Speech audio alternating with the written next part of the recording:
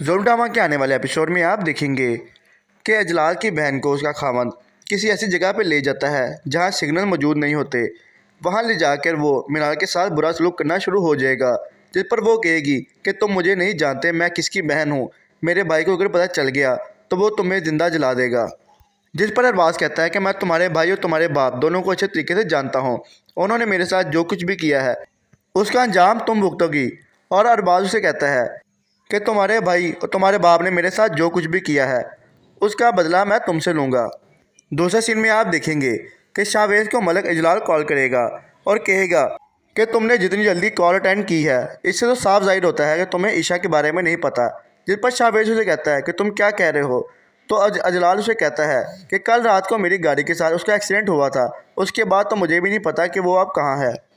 तो शाहवेज़ उसे कहता है कि मलिक अजलाल, अगर ईशा को कुछ हुआ तो मैं तुम्हें हरगिज़ नहीं छोड़ूंगा। ये बात सुनकर अजलाल उसकी कॉल कट कर देता है।